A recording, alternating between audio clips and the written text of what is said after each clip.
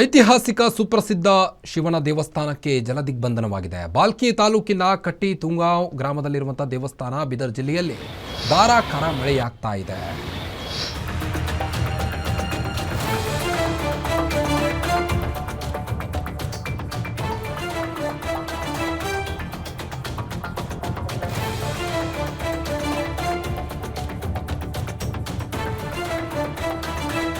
ಐತಿಹಾಸಿಕ ಸುಪ್ರಸಿದ್ಧ ಶಿವನ ದೇವಸ್ಥಾನಕ್ಕೆ ಜಲದಿಗ್ಬಂಧನವಾಗಿದೆ.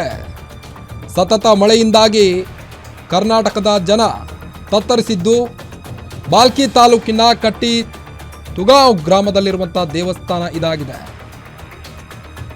ಬೀದರ್ ಜಿಲ್ಲೆಯಲ್ಲಿ ಧಾರಾಕಾರ ಮಳೆಯಾಗುತ್ತಿದ್ದು ಕಾರಂಜ ಜಲಾಶಯ ಸಂಪೂರ್ಣ ಭರ್ತಿಯಾಗಿದೆ.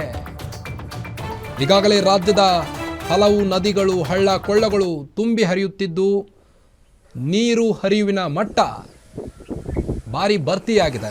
ಇದರ ಮಧ್ಯೆ ಬೀದರ್ ಜಿಲ್ಲೆಯಲ್ಲಿ ಧಾರಾಕಾರ ಮಳೆಯಾಗುತ್ತಿದ್ದು ಕಾರಂಜ ಜಲಾಶಯ ಕೂಡ ಭರ್ತಿಯಾಗಿದೆ. ಕಾರಂಜ ಡ್ಯಾಂನಿಂದ ಮಾಂಜ್ರಾ ನದಿಗೆ 3700 ಕ್ಯೂಸೆಕ್ ನೀರನ್ನು ರಿಲೀಸ್ ಮಾಡಲಾಗಿದೆ. ನೀವು ದೃಶ್ಯದಲ್ಲಿ ಗಮನಿಸಬಹುದು, ದೇವಸ್ಥಾನ ಸಂಪೂರ್ಣ ಜಲ ದಿಗ್ಬಂಧನವಾಗಿದೆ. ಶ್ರೀ ಮಲ್ಲಿಕಾರ್ಜುನ ದೇವಸ್ಥಾನ,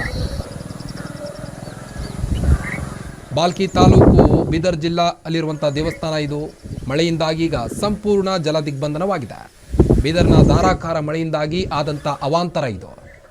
ಮಾಂಜ್ರಾ ನದಿಗೆ 3700 ಕ್ಯೂಸೆಕ್ ನೀರನ್ನು ರಿಲೀಸ್ ಮಾಡಿದ ಹಿನ್ನೆಲೆ ಈ ಒಂದು ಅವಘಡ ಸಂಭವಿಸಿದೆ. ಈಗ